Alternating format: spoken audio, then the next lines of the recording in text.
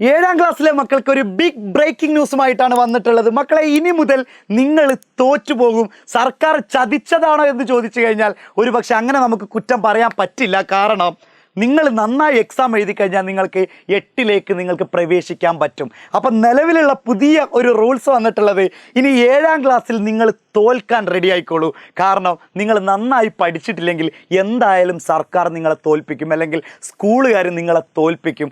ഞങ്ങളൊക്കെ പഠിക്കുമ്പോൾ ഇങ്ങനൊരു സിസ്റ്റം ഉണ്ടായിരുന്നു.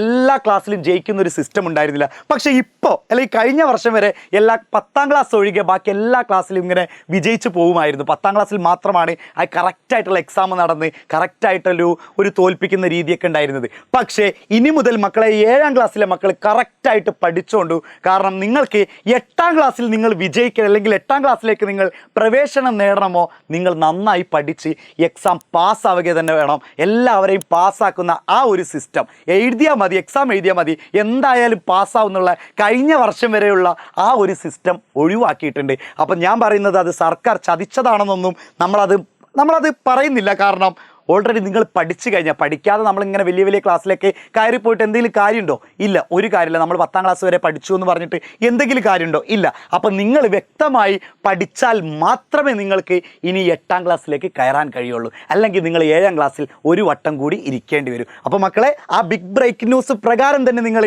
ഇപ്പം മുതൽ, ഈ വീഡിയോ കണ്ടത് മുതൽ നിങ്ങൾ കൃത്യമായി പഠിച്ചു തുടങ്ങിക്കോളൂ. കാരണം ഇല്ലെങ്കിൽ 7ാം ക്ലാസ്സിൽ ഒരു വട്ടം കൂടി നമ്മൾ ഇരിക്കേണ്ടി വരും. അത് നമുക്കൊരു ബുദ്ധിമുട്ടുള്ള കേസ് തന്നെയാണ്. അതുകൊണ്ട് നമ്മളെല്ലാവരും അടിപൊളിയായി പഠിച്ച് നമ്മൾ 8ാം ക്ലാസ്സിലേക്ക് എത്തേണ്ടതുണ്ട്. നന്നായിട്ട് നമ്മൾ ആരും തോൽക്കില്ല എന്നുള്ള രീതിയിൽ തന്നെ നന്നായി പഠിച്ചു കഴിഞ്ഞാൽ കൃത്യമായി നമുക്ക് എന്ത് ചെയ്യാൻ പറ്റും? പാസ്സാവാൻ പറ്റും. അപ്പോൾ എല്ലാവരും അടിപൊളിയായിട്ട് പഠിക്കുക. ബൈ.